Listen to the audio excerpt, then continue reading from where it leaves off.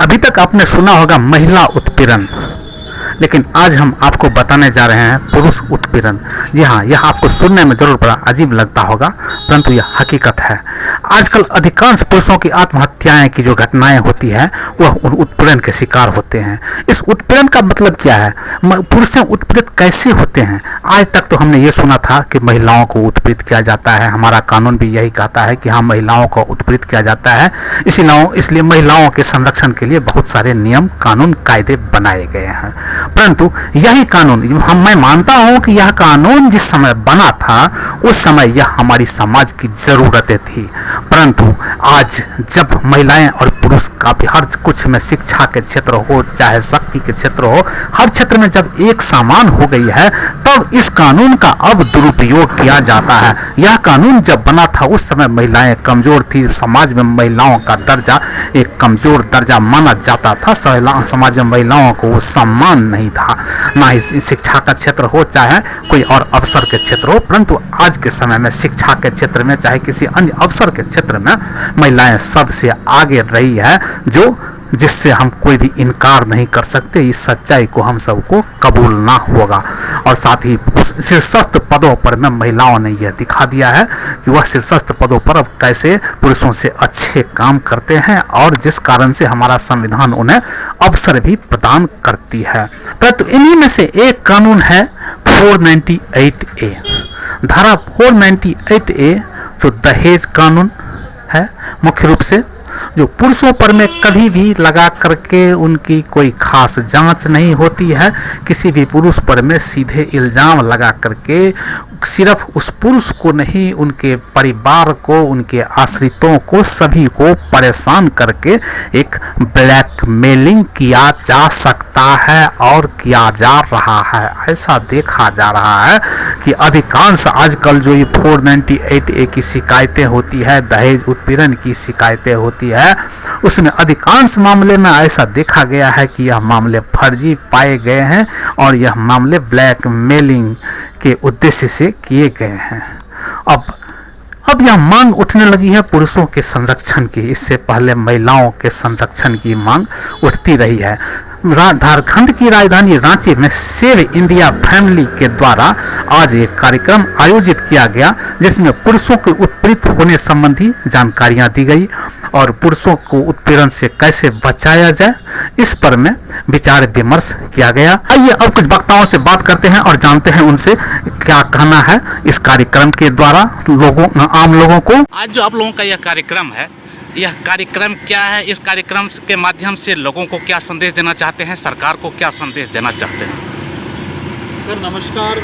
आज हम लोग यहाँ सेव इंडियन फैमिली झारखंड के बैनर के तहत एक कानूनी जागरूकता अभियान सह संगीत का कार्यक्रम आयोजित किया जा रहा है। सर्वप्रथम तो इस कार्यक्रम के माध्यम से हम लोगों में ये जागरूकता और खासकर सरकार से अनुरोध करना चाहते हैं कि जो 498A है, जो डॉरी प्रोहिबिशन एक्ट है, इसका बहुत ज़्यादा मिसयूज़ हो रहा है। पूरे भारत में देखिएगा 2005 में माननीय सर्वोच्च न्यायालय ने 498 का मिसयूज़ को एक कानूनी आतंकवाद का संज्ञा दिया था। उसके बाद 2014 में माननीय सर्वोच्च न्यायालय ने देखा कि 498 में क्या होता है कि हस्बैंड, उनके जो इनोसेंट ब्रदर्स एंड सिस्टर्स हैं, जो अनमैरिड फादर हैं, जो अनमैरिड ब्रदर्स एंड सिस्टर्स हैं, बुजुर्ग माता पिता हैं, उनको भी अरेस्ट कर लिया जाता था पुलिस के द्वारा, ऐसे कि वो टेररिस्ट हैं। रात में 12 बजे 1 बजे पुलिस आती थी और उनको अरेस्ट करके चालान करके जेल भेज देती थी। 2014 में माननीय सर्वोच्च न्यायालय ने आदेश पारित किया, निर्देश दिया है कि पुलिस इमीडिएट अरेस्ट ना करे और 41A का नोटिस दे पहले। लेकिन अभी भी झारखंड में बहुत जगह ऐसा है जिला जहाँ पे थानों में 41A का कंप्लायंस नहीं किया जा रहा है और इनोसेंट जो हस्बैंड हैं, जो उनके माता पिता हैं, बुजुर्ग माता पिता, अनमैरिड ब्रदर्स एंड सिस्टर है, उनको अरेस्ट कर लिया जाता है और फिर 2-3 दिन हाजत में रखा जाता है, उनसे पैसे का डिमांड किया जाता है। दूसरा, जिस प्रकार से महिलाओं के लिए महिला आयोग है, हेल्पलाइन नंबर, उसी तरह पुरुषों के लिए भी पुरुष आयोग और हेल्पलाइन नंबर होना चाहिए। कारण क्या है? कारण यह है कि हर एक वर्ष 2 से 3 लाख विवाहित पुरुष 498A के मिसयूज़ और डॉरी प्रोहिबिशन एक्ट के मिसयूज़ के कारण सुसाइड करते हैं। हर एक 8 मिनट में एक विवाहित पुरुष सुसाइड कर रहा है 498A का मिसयूज़ के कारण। NCREB का डेटा, जो मिनिस्ट्री ऑफ होम अफेयर्स का डेटा है, वही बोल रहा है कि पुरुषों में महिलाओं से 4 गुना अधिक सुसाइड रेट है। ऐसा कारण क्यों है?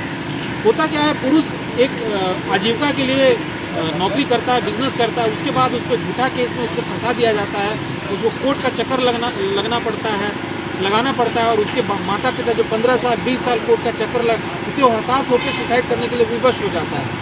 जिस तरह संविधान में सभी को बराबर का अधिकार दिया गया है, तो पुरुषों के अधिकारों का भी सम्मान किया जाए। इस देश में पशु पक्षियों के लिए कानून है, लेकिन पुरुषों के लिए कोई कानून नहीं है। जिस तरह समय के साथ हर एक चीज़ में बदलाव की आवश्यकता होती है, इसी तरह 498 का जो दुरुपयोग हो रहा है, उसको रोकने के लिए सरकार को इस कानून में बदलाव की ज़रूरत है। इसे बेलेबल बनाया जाए, इसे कंपाउंडेबल बनाया जाए और साथ ही इसे हस्बैंड तक सीमित रखा जाए। क्या हमारी माँ महिला नहीं है? क्या मेरी बहन महिला नहीं है? एक ऐसा कानून है कि एक महिला दूसरे महिलाओं को जेल भेजने का प्रयास कर रही है। क्या हमारी माँ महिला नहीं है? क्या हमारी बहन महिला नहीं है? तो ये कैसा कानून है जिसका दुरुपयोग कारण पूरा परिवार बर्बाद हो रहा है, समाज बर्बाद हो रहा है। और अब ये समय आ गया है, आप आज न्यायालय चले जाइए, हर एक चौथा केस 498A का है। ये बेल इंडस्ट्री का रूप ले लिया है, ये कमाई का साधन हो गया है। होता क्या है, पहले 498A केस किया जाता है, उसका मेंटेनेंस किया जाता है, भाई बहन को इंटीमेट किया जाता है, पुलिस पैसा कमा रही है, न्यायालय में बेल इंडस्ट्री का रूप ये ले लिया है। इस कार्यक्रम के माध्यम से हम लोगों में जागरूकता लाना चाहते हैं कि 498 का दुरुपयोग को रोकने के लिए सभी लोग एकजुट हों। और लेजिस्लेचर से हम अनुरोध करते हैं कि जिस तरह से कर्नाटक में, महाराष्ट्र में इसे कंपाउंडेबल बनाया गया है, बेलेबल बनाया गया, उसी तरह झारखंड में भी इसे कंपाउंडेबल और बेलेबल बनाया जाए। 98 का अक्सर ऐसा देखा गया है कि ज़्यादातर मामले फर्जी हुआ करते हैं।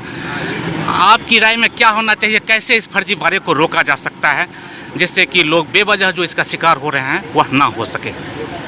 सबसे पहले मैं आपके न्यूज़ का अभिनंदन करना चाहूँगा कि हमारे पक्ष को सुनने के लिए यहाँ आए हैं और जागरूकता फैलाने के लिए हमारा सहयोग कर रहे हैं।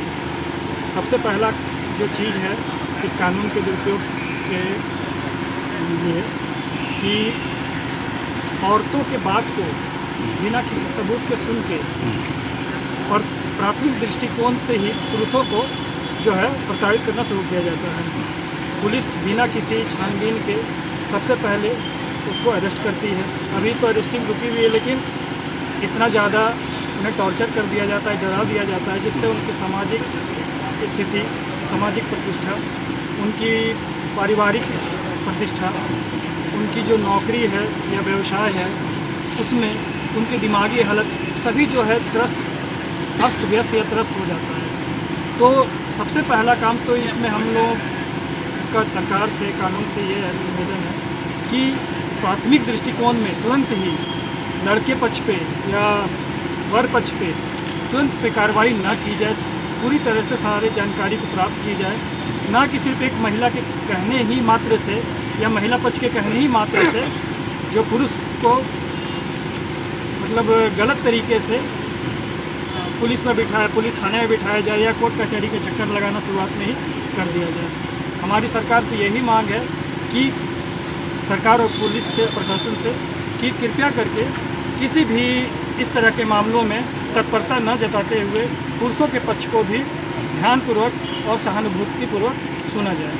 वक्ताओं ने बताया कि किस तरह से शादी को भी दहेज या घरेलू हिंसा की झूठी शिकायतों पर में किस तरह से पुरुषों को उत्पीड़ित किया जाता है।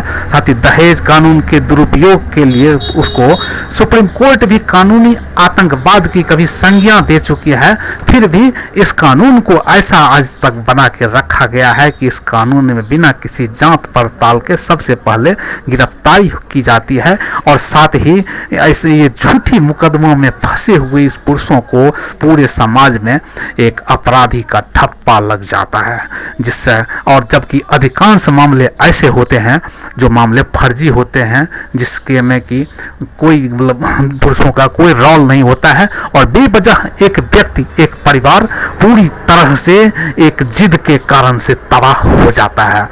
और तो ऐसे कानूनों को अगर रोकने की काफ़ी ज़रूरत है, इसमें ये देखने की ज़रूरत है, काफ़ी ज़रूरत है जो जब ये पुलिस चाहे कानून जब इस पर कार्रवाई करती है तो कार्रवाई करने से पहले दोनों पक्षों की बातों को जानना, साथ ही जब तक सच्चाई कुछ सामने नहीं आ जाती है तब तक किसी भी व्यक्ति को दोषी ठहरा करके उसके साथ सजात्मक कार्रवाई करना एक गलत हो जाता है और जिसका नाजायज फायदा उठाया जाता है। साथ ही पुरुषों ने इसके लिए साथ ही संस्था के द्वारा इन सारी बातों के निराकरण के लिए एक पुरुष आयोग का गठन किया जाने का मांग किया गया, जैसे महिला आयोग का गठन किया गया है। साथ ही यहाँ वक्ताओं द्वारा बताया गया कि हमारे कानून में जानवरों के संरक्षण के लिए, बच्चों के संरक्षण के लिए और महिलाओं के संरक्षण के लिए अलग अलग कानून बने हुए हैं, परंतु पुरुषों के संरक्षण के लिए कोई कानून नहीं बने हुए हैं। पुरुषों को जब मर्जी उसके ऊपर में दोष डाल दिया जाता है और उसे सजा का हकदार बन दिया जाता है, जिसके कारण से उसके पूरे के पूरे परिवार तबाह हो जाते हैं। और इन पुरुषों के संरक्षण के लिए हमारे समाज में, हमारे कानून में उनके संरक्षण के लिए कोई व्यवस्था नहीं की गई है, जिसका नाजायज फायदा उठाया जा रहा है। समय रहते इस पर विचार नहीं किया गया तो आने वाले समय में इसके गंभीर परिणाम होंगे। TSA लैब न्यूज से मैं हूं आपके साथ संपादक अशोक कुमार झा। हम फिर मिलेंगे आपसे बेहतरीन और ताजा खबरों के साथ।